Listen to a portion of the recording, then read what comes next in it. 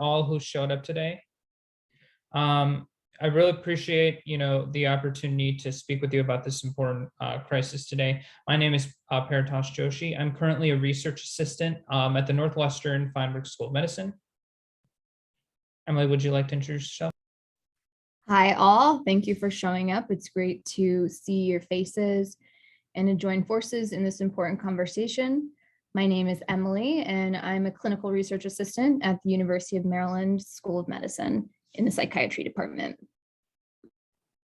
Good morning, everyone. My name is Aradhana, or Ara for short. I go by she, her pronouns. I am a clinical psych PhD student at University of Rhode Island. And good morning, good evening, or good night, wherever you're joining from.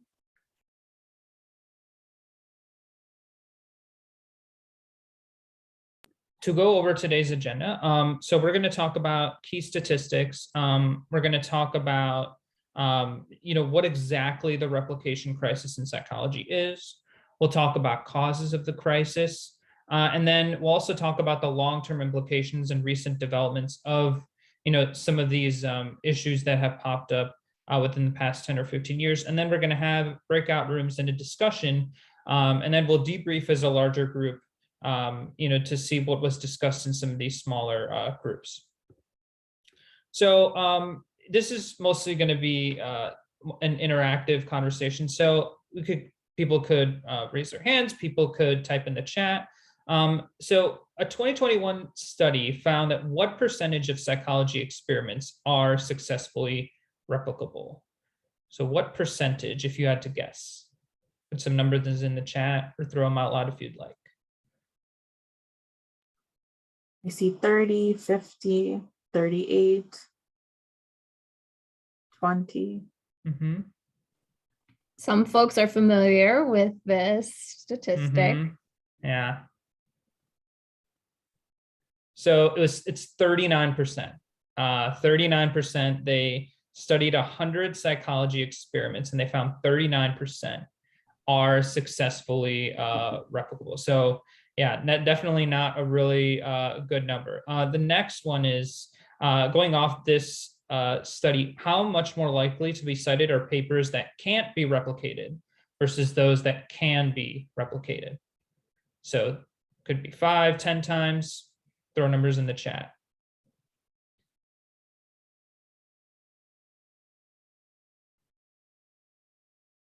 One way of imagining it is to think about yourself, like how much more inclined are you to cite something that feels definitive or noteworthy or even snazzy?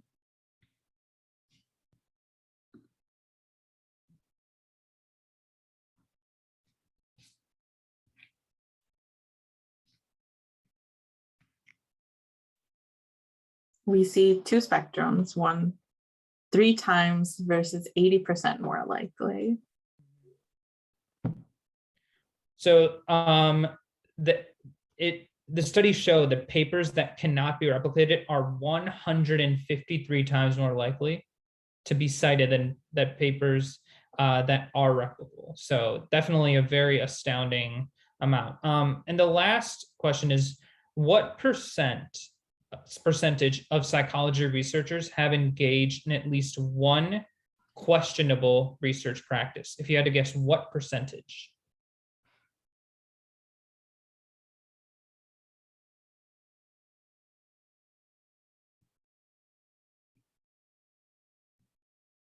The field is doing well, meeting this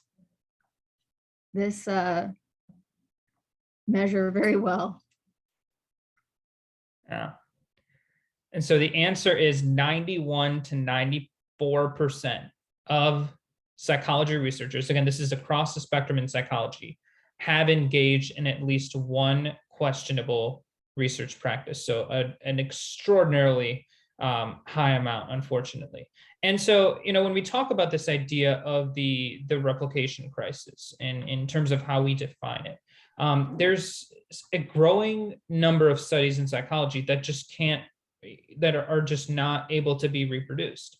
And there's many reasons for this, but the larger overarching issue here is the fact that the replicability of these studies is it's not just important for scientists as they try to measure these concepts, but it's also to build public trust and to have credibility in science as well. And if we don't know whether these studies can be replicated, then how can we be sure that these effects exist? How do we know that a lot of what we understand to be our reality isn't being distorted or somehow being manipulated because a few scientists are choosing to instead prioritize their own career and their own ability to achieve a certain set of results to get published, rather than public well-being and understanding of a certain degree of reality? And so Good there's point made in the chat. I'll just interrupt to say that we don't know. And that is one of the premises we start with. Definitely. And so there's many causes of this crisis, but for the sake of today, we're going to focus on four main ones. And the first one being that causes this trouble to replicate studies is the publication bias. So as all of you know, there is an incentive, whether it is written or unwritten, depending on where you are, that there's a preference to publish original positive results in order to show something that is really flashy or something that is really novel or significant. And there's a large negative attitude towards publishing things that actually yield negative results, in some sense yield no significant effect size, or yield something that doesn't show any effect at all. Moreover, because there's such a strong focus on novel, significant research that is, again, original research, replications are discouraged. So it's not just a matter of the fact that these studies are subject to certain questionable research practices, which we'll elaborate on later on. It's the fact that these studies aren't even capable of being checked. So it's this, and as a result, you have situations where many journals aren't able to necessarily fact check a lot of these studies that go on because they're discouraged from publishing replications in the first place. Other biases include, the bias in terms of researcher sample sizes. So, low power research designs, especially when you have situations where researchers are getting smaller sample sizes, you have issues of having these studies replicated because there's such a high degree of variation in these studies in the first place. Obviously, 10 participants might have more variation compared to the larger sample size that you have once you get into the hundreds and the thousands. And as a result, you can't accurately measure effect size because you need high statistical power. And high statistical power requires a sturdy sample and a greater precision of data analysis. And so that obviously skews and might lead to erroneous study results as well. And as a continuation of other causes of the crisis, here we highlight three essentially: harking and p-hacking, in addition to questionable research practices. So what p-hacking entails is doing a number of statistical tests, seeing which are significant, and then selectively reporting the tests you did in the paper, right? So, and also p-hacking is closely related to harking, where HARK stands for hypothesizing after results are known. Here, researchers generate a hypothesis after they have analyzed the data. Again, this is frowned upon because the purpose of a statistical test is often to test a hypothesis, which indicates that that hypothesis has to exist prior to the test being used. But in what is contributing to the crisis is that researchers are not doing this, and they're hypothesizing after they do the test. And the world of science is very well aware of these issues and the dangers of this potentially undermining the public confidence, right? So there are a number of practices being put into place, which Emily will go into later in this presentation, that various journals in attempt to guard both p-hacking and harking.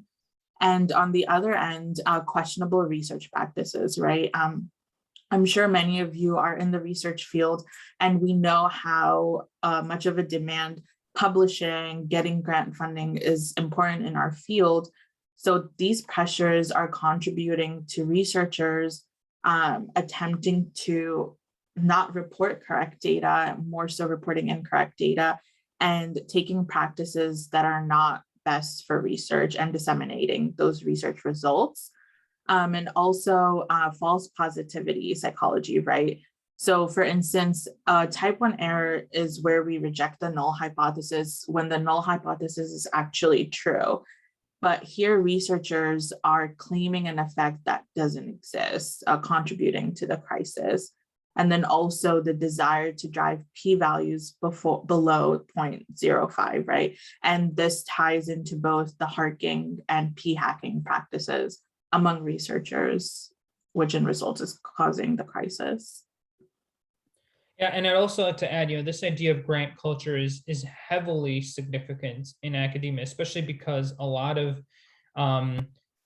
organizations, especially if they want to give out grants, they want to see something that is novel, something to a degree that you've built a portfolio for yourself. And because there is such a high degree of competition, which I'll also touch on later, people might be incentivized to bend the rules and constantly do anything that they can to achieve these grants, whether it be just to survive in academia, to be able to pay their researchers and to be able to make money themselves, or it could be as a result of wanting to keep up with the competition and feel that there is this added degree of pressure that they have to always obtain results, no matter how questionably they are acting.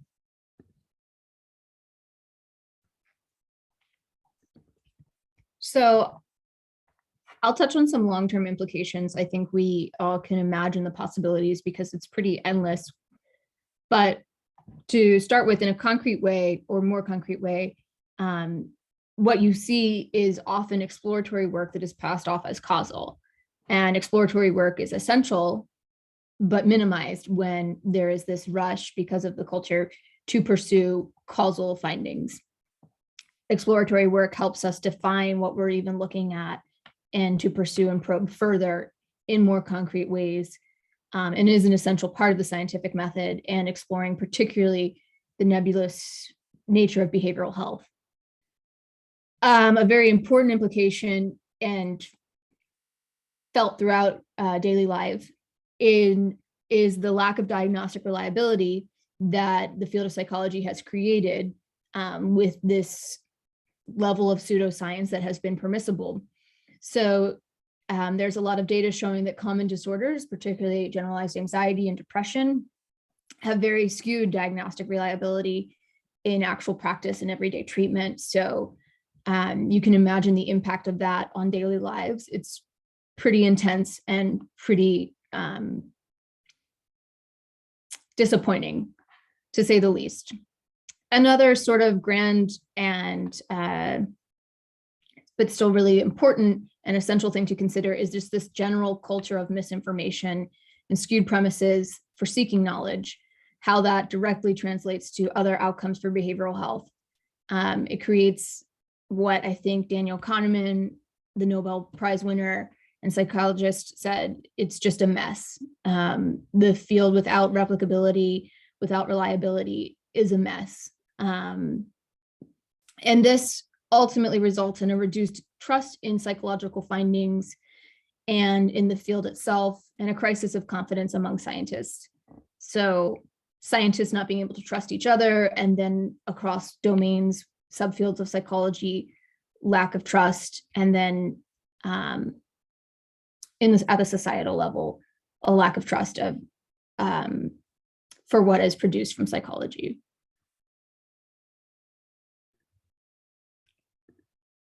And I know as all three of us have described a lot of these things, many of you might be disappointed, might be disillusioned by the fact that there's so many issues in terms of research and how the fact that grant culture, the fact that there's a constant need to appeal to these high standards might lead to negative results. But there have been some recent developments, one of which is some calls to pre-register hypotheses and analyses. So in order to avoid questionable research practices and specifically to incentivize researchers to not manipulate data or to manipulate their analyses in order to achieve a certain set of results. So as a result, the Open Science Foundation, is one way to pre-register hypotheses and analyses to ensure that that psychological science and others, other sorts of scientific practices are being done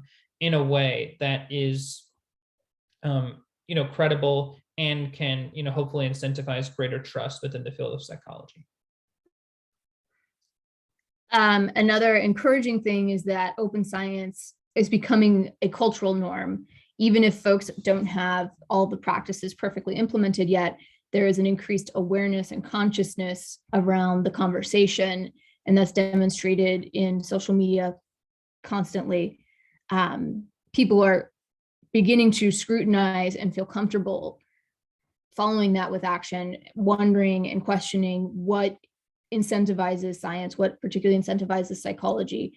Are labs more like small businesses, or are they meant to resolve a larger mental health crisis? So for instance, I think the Open Science Foundation has a massive social media following of something like 30,000 folks.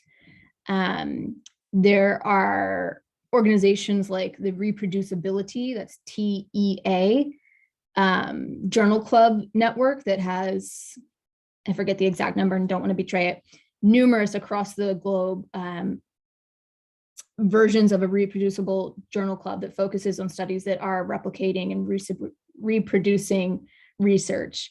And right, the proper spelling is in the chat. So these grassroots and more formal efforts are taking off, changing the consciousness and influencing behavior.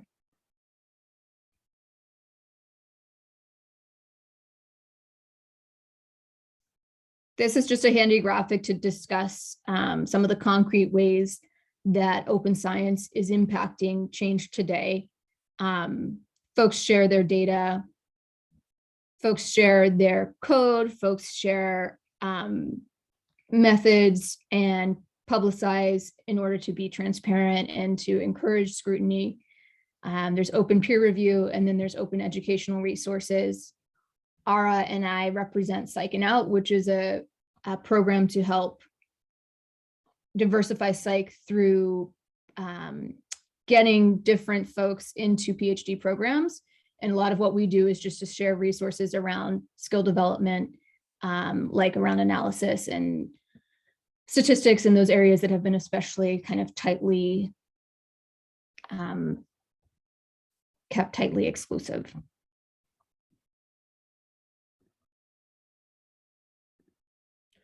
So, we've gone over a lot of the causes of this crisis, defined the crisis itself, and talked about how it's evolved and what things are actively being done to specifically tackle a lot of the, unfortunate findings, that have been dug up over the past 10 to 15 years, especially as this topic has gained more and more traction within psychology as well as beyond. And so, we thought it might be nice to have everyone here. We could divide all of you into breakout rooms for approximately 30 minutes. And we have a set of discussion questions, and I can, Emily, Ara, and I can definitely type these in the chat and send them out once these breakout rooms are created. But essentially, the three main questions we really want to have seen discussed is, what is the role of hypercompetition in academia in perpetuating the replication crisis? Because, we touched on this idea of grant culture, constantly needing to present oneself, whether you're a researcher, postdoc, whether you're a professor, even if you've gained tenure, to constantly level up and, get a certain number of grants and get a certain number of academic achievements to be able to stay in your position within academia. What are some solutions to mend the replication crisis? What are some things you all, as you discuss these things, might consider to either mend this crisis or expand upon things that are being done already? And, how can academic scholars in positions of power, be better allies to those who tackle these barriers, especially, if we're looking at within clinical psychology, department heads, clinical directors, if we're looking at even at a broader scale, within arts and sciences, given that the social sciences are predominantly affected by this crisis. And if you also could, please have someone take notes, and then we'll come back to the larger main room for a group discussion. So yeah, we'll put everyone in breakout rooms. Savannah, would you be able to help organize people into breakout rooms?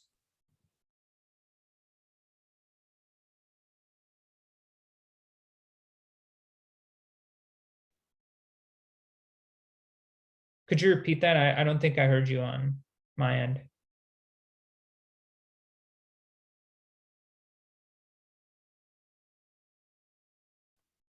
So I think people, a group of 10 could be also very feasible. What do you think, Paritosh?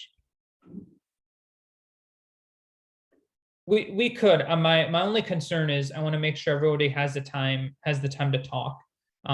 Because if we're in a group of 10, my only concern would be that certain voices, especially if you have a small group, it's easier to share ideas. Would people want to do maybe groups of 4, 3, 3? Would people be open to that? Sure. Okay. All right.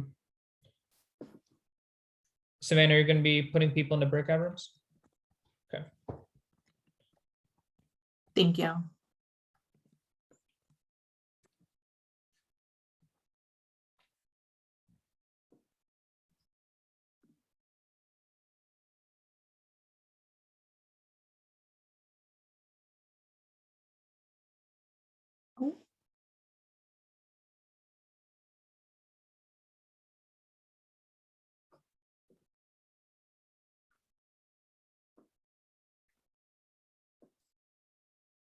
I'm actually not going to a breakout room because I have to leave at 12.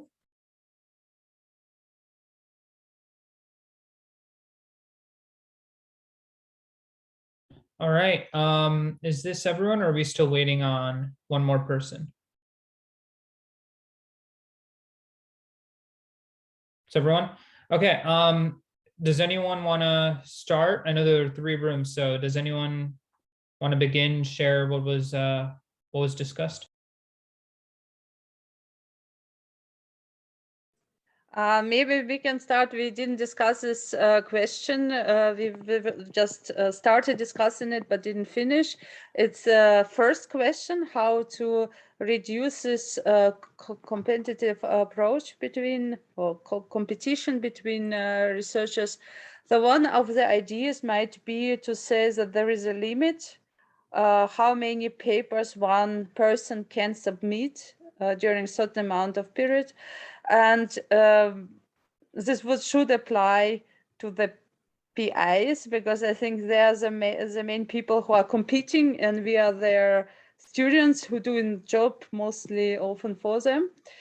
So I don't know what, then we also discuss to reduce barriers so that those who have maybe not that good conditions to compete, that they are not the very first who are thrown out, and that they still can pursue their dream. And another idea was that, of course, would be nice either to have more positions, of course, and we would not need to compete, or maybe already on the level of a PhD to make the selection more stronger, more harder, so that you already teach that there are not so many PhDs, because now there are many PhDs and not so many postdoc positions, and not so many, of course, professor positions. So this was to help to encourage diversity, reduce PhD positions, maybe more money, and this limit on publications. Great. Does anyone want to go from the other room? Anyone would like to share? I just wanted to add something. So I was in the same group, just that we also thought that the solutions for the replication crisis could be very good if things come from the government or from the university. So if you have the university asking you to publish in open access journals, that has a much better influence on like the publishing than if just one like professor is very interested in open access. So I think, yeah, that this could be very fruitful if you get your government or university to support open access. And so that ties into, academic scholars and people in positions of power, right? So that's, the third question. Great point. Thank you for sharing. If no one else has anything from that specific room, would the other room, anyone there want to share what was talked about? I now have a toddler in the background, so sorry if you hear some squeaking, but we discussed the third one as being super difficult to sort of challenge the established institutions, whether they're an individual or a program or a cohort. And we didn't, solutions were difficult, but we thought overall, like this general trend of taking it slow, breaking down this concept, this large new norm of open science into manageable, doable steps along a path, along a journey of evolving. So some of us mentioned that like the furthest we could get was pre-registration, but even just implementing that and encouraging that is building momentum.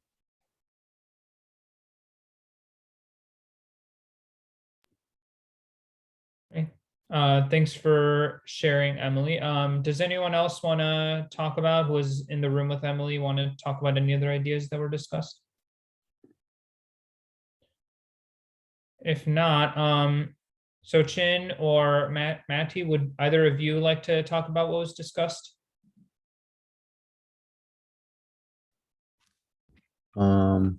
Yeah, I could say a couple of words. I think these touched more on the second and the third question than the first one, but I think one thing that we discussed was that instead of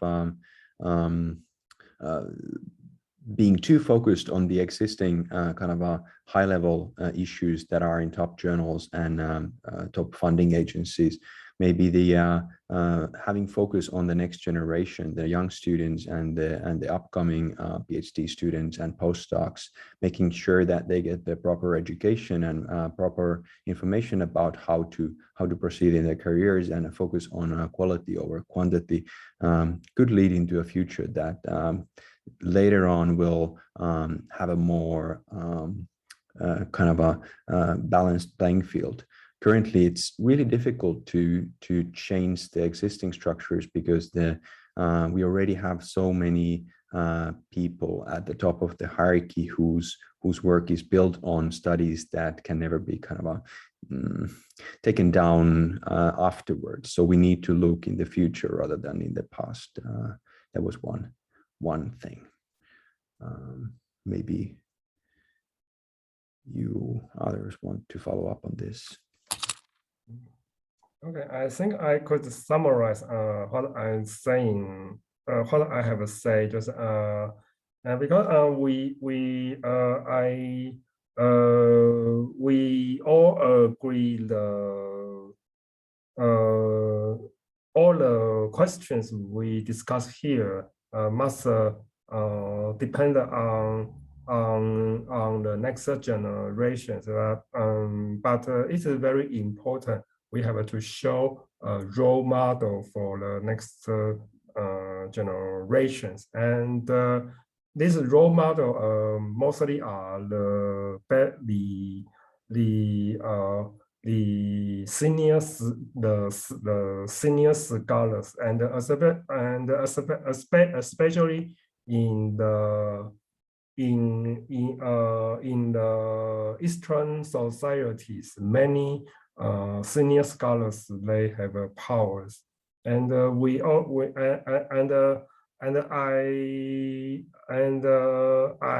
also mentioned many hypercompetition, many better situations, the better consequences of hypercompetition are caused by the rules dominated by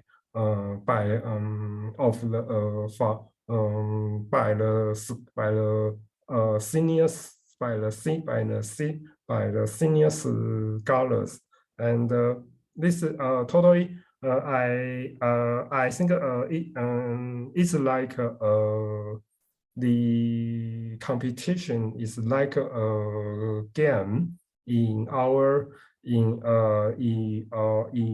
many societies. People scholars in this community, they have to follow the game rule to get the work or get a promotion. So if we want to fix these problems, maybe we have to hack these rules, or how to make this senior and the senior scholars with power could be our ally and change the rules.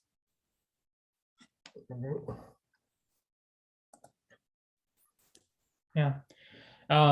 Yeah, thanks for sharing that point. I think, Matty, one of the points that he touched on within our group, which I'll add on to, is many people who are academic scholars in positions of power aren't aware. There isn't an awareness of this in the first place.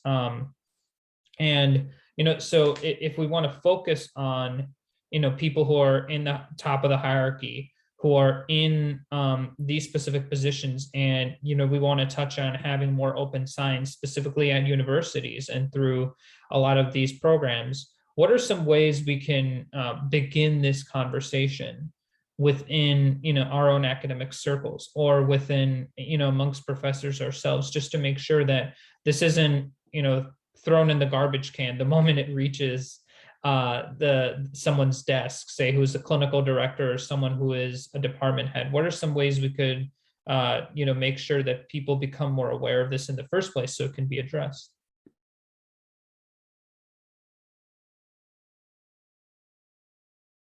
So you mean how to that the supervisors or the professors, yeah?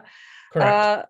What I saw, what it was working is so good at our university or at other universities, to show them that by being opened, they get something in return, and in return it means to get more, how to say, some so they get a better rank in the system. And what was done, there was really this large project led by professors, and they starting, for example, it was also MRI replication crisis and whatnot. And though it came from above, from some professors which are really enthusiastic, and they start doing it without any incentives, nothing. They just did because they were they are completely happy about this idea, want to bring it forward. And then the others professors who were maybe not aware, they at once start hearing it everywhere, that some other professors, recognized professors, are doing it. And they thought, okay, why I should do the same. So it's my thought that maybe we need some role models, as it was said before, on this level, on the highest level, in journals, in editors, researchers, and from there it will come. It can come from us, of course, PhD student, postdocs, but I think we for sure need someone, a big name, and there are big names already in open science movement who will make awareness. But I don't know what you are thinking about it. We need a politician or an ambassador. But I don't know who to elect. I'm not polished enough, so I can't volunteer.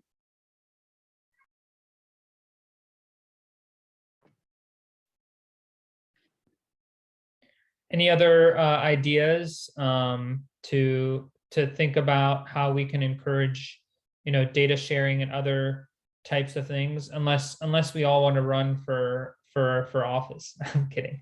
You know, if people think, you know, especially we've touched on Twitter, we've touched on social media platforms about how people can share through various accounts and, you know, through amassing, you know, followers and, you know, posting on journals. What are some other techniques we can use? How can we ensure that we hold each other accountable, especially because professors, because of this culture, some might be incentivized to, you know, go around some of these rules and that exist, and you know, might want to manipulate their data. So how can we do it at on a micro level in one-to-one interactions? If people have seen, you know, maybe if you've seen it and you're unsure what to do, what are some things you could do now?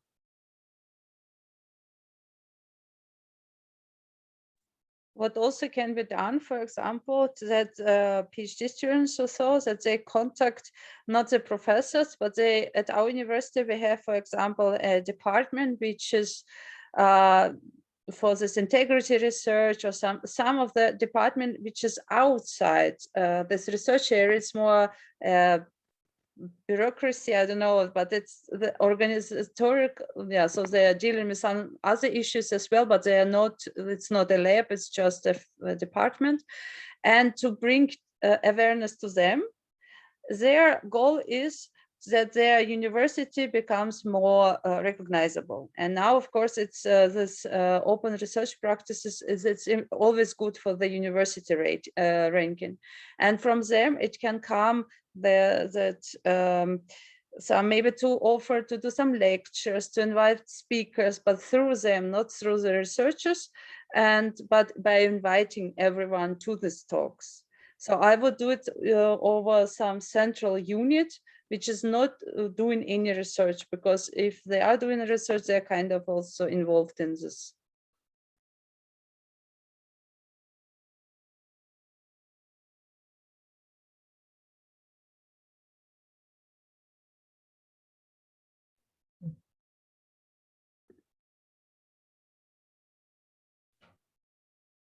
Can I just say one thing? Oh yeah, go ahead.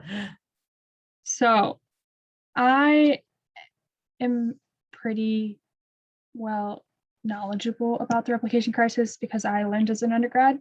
And my undergrad advisor, Christopher Chartier, started the PSA. But it's one of the, like, I just want to tell you about this book. So this is called The 7 Deadly Sins of Psychology by Chris Chambers. And it explicitly talks about the ways in which we can fix the replication crisis and the things that are considered sinful. So like p-hacking and data hoarding and those kinds of things. And it talks about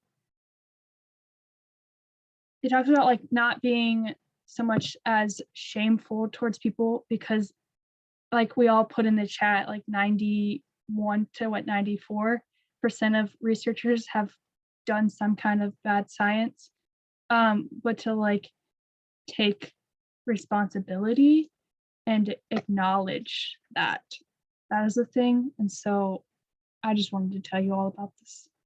So I thought it'd be helpful for everybody in this chat. Okay, that's what I got. What's the name of the book again? The 7 Deadly Sins of Psychology.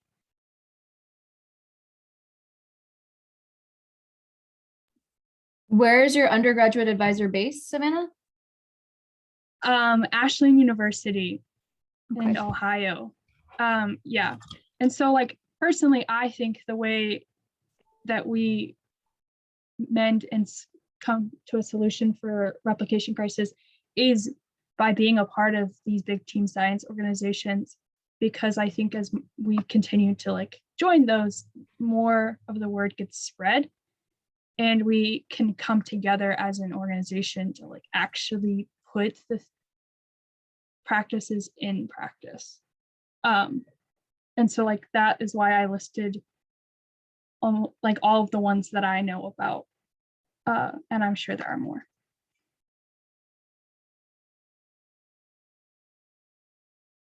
Yeah. Matthew, I see you. You want to say something? Yeah, I just have one idea that just popped out in my mind when listening.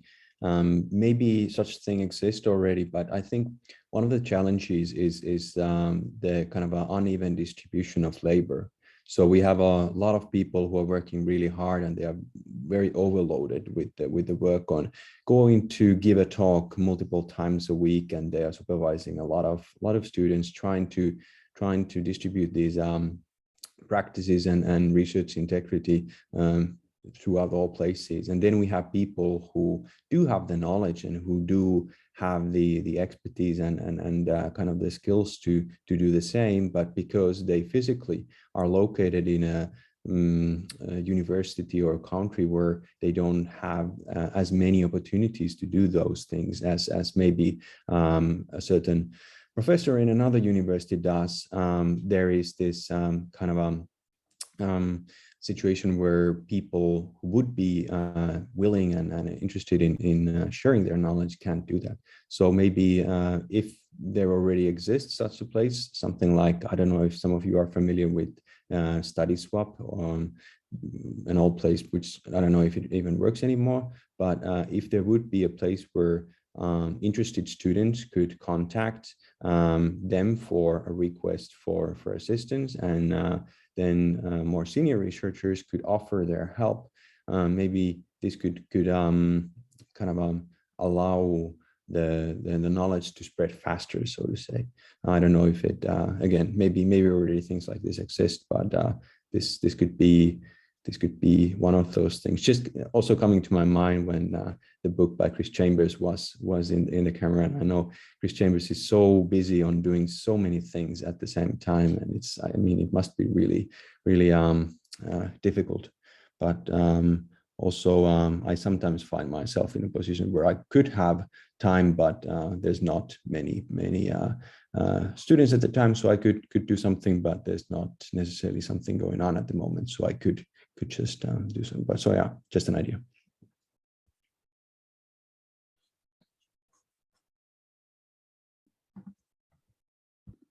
In my group, we discussed sort of this principle of going slow to go fast, slowing down our work processes, our methods, and also our individual lifestyles and choices in order to sustain this balance that we have to teeter being pseudo activists and also being pseudoscientists, practicing all this pseudoscience. So I thought that was just a very handy simplification of going slow in order to go fast, being more mindful and effortful instead of emphasizing quality or quantity, emphasizing quality in our work and in our side hustles, our efforts to be these advocates, and our personal well-being.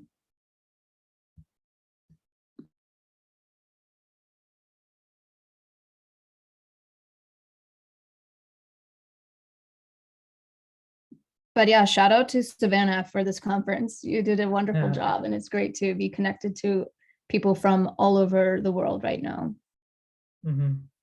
I You think you did very well. I think the fact that this conference was organized in Dun Savannah, this is amazing, and I really appreciate this conversation. I guess one other question I'll throw out there for people is some of this was referred to earlier in the presentation where I referred to hypercompetition, and I talked about grant culture. Do any of you have personal experiences where you felt that there's this constant pressure to get academic awards and achievements, and think that if you don't get to a certain standard, then people will look down on you, or that you feel that maybe it doesn't necessarily apply to you, but you've seen it somewhere else where the level of pressure in academia might cause people to crack and engage in some of these practices?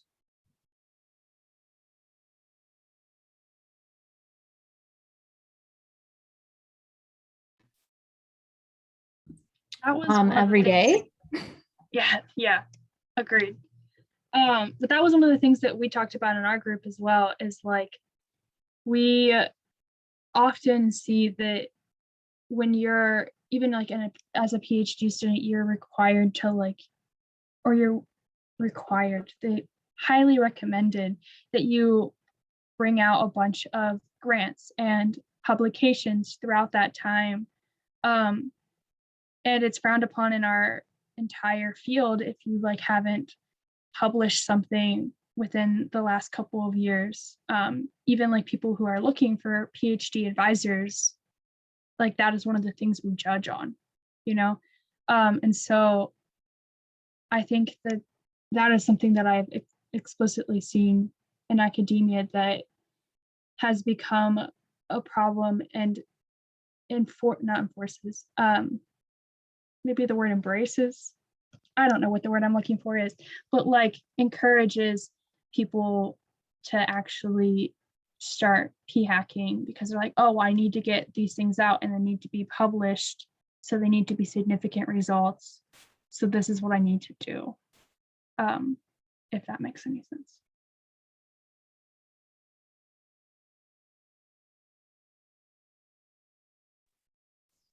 Yeah, it definitely does. Do other people have any anecdotes or stories where they felt that, they've seen people feel that they have to resort to this because they perceive themselves as having no other avenue in order to, achieve some sort of achievement and get grants and, move up in the field, that they think they have to resort to this?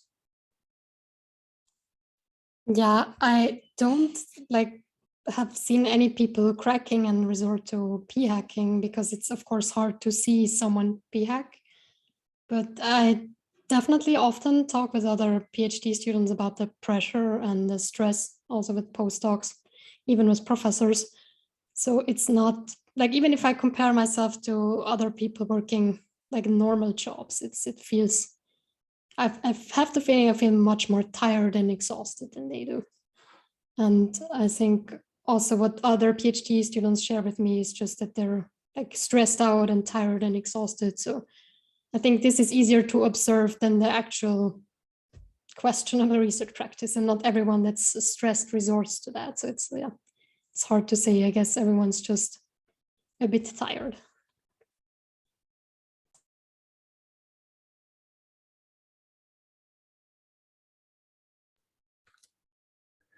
Yeah, I can quickly follow up on that because I think it's a vicious cycle. There are a lot of researchers are working over the weekends and over the evenings because it's possible, and that is kind of a requirement these days if you want to accumulate that track record that is required for you to at least people believe so, if you want to have that succeed in that competitive market.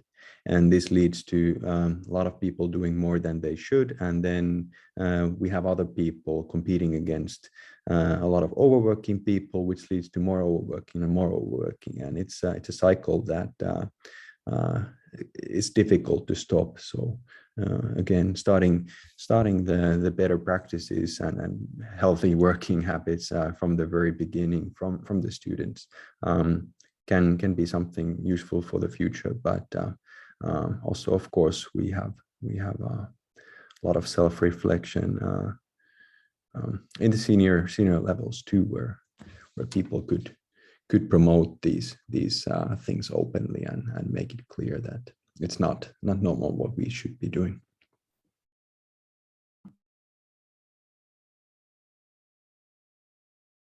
Maybe I can add that, first of all, this p-hacking or something like this, I never experienced it. I never saw it among my colleagues. I don't know if it's ever happened or not. The only stuff which I know, that if someone at our department, if we will find out about this, then this person will suffer some consequences. It will not be tolerated at all at our department. So I think it's also a good way of not allowing it, because it's also culture at the department. And we are all trying, of course, it can happen like the mistakes can happen, someone or made a mistake, but not that they really wanted to do this mistake. And I think we should also be aware of this and say, okay, when I supervise someone, I don't allow it. I will say like, come on, it looks like you are peaking here, we stop, we don't go further, it's not allowed.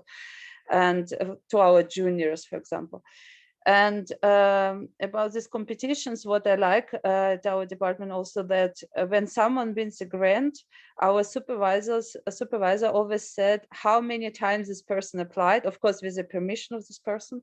And usually it made us aware that not only victories are happening, that this grant, maybe the person tried several years with this idea, it never worked, and then finally it worked. And what I also liked, once he wrote to me, he said, like, because something didn't work out, he said, no, it sometimes happens that that it doesn't work out, but it doesn't mean that you are a bad researcher or that you are not, that you can't be here. But he said it works other way around as well. If you want something, it doesn't mean that you are the best, that you are better than all other colleagues. You're not allowed to look on them from somehow and judge them. No, there is always luck involved. And maybe you were more lucky than the others. Of course, you are good researchers, but you're not the best among this competition. Those who compete with you, they are all solid researchers, and many of them would deserve the victory as well. And I think it's always good not to be too happy when you win something, and not to let your self-esteem fall down when something didn't work out. So it's the only way I see how to deal with it.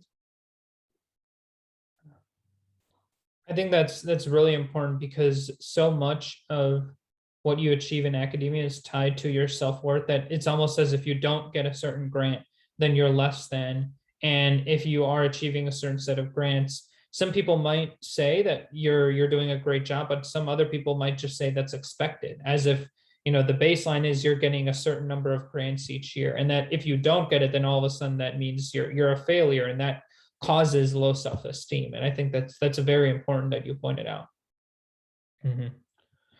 So we have 4 minutes left. And, you know, I want to make sure that this is more of I guess, a call to action. What are some key takeaways that, you know, each of you took away from today's session? What are some things that you will, hope to implement within your academic career, within your research, and with your other colleagues? What are some key takeaways from today?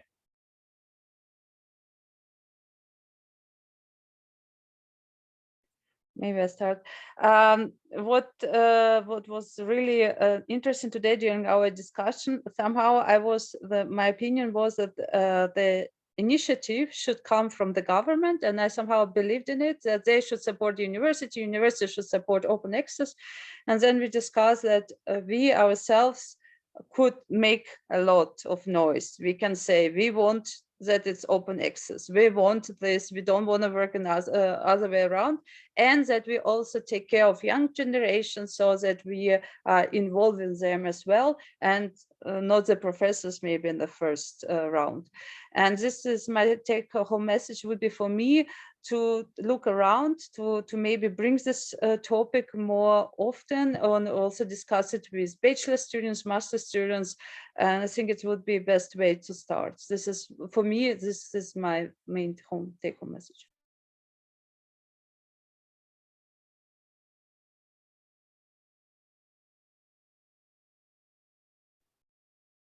Thank you for sharing. Anybody else want to chime in and say what they're going to take away? To attend conferences like this, it's very energizing and encouraging when this feels like a long slog, this journey to improve an entire field. It's very, it's great to connect with you all. So I just want to reiterate that that this conversation has been extremely stimulating, and thanks for showing up.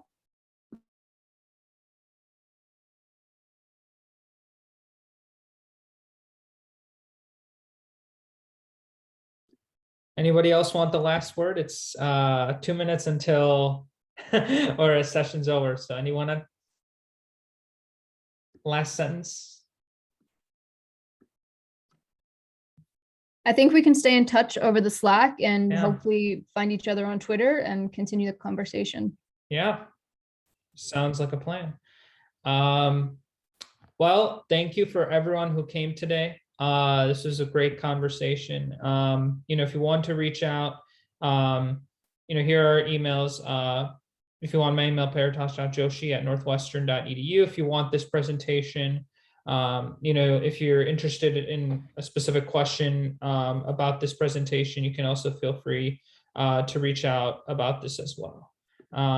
Again, this was a great dialogue. I really appreciated it. Have a great rest of your day, rest of your night, wherever you are, and take care. Thank you very much. Bye. All right. Peace out, everyone. Goodbye.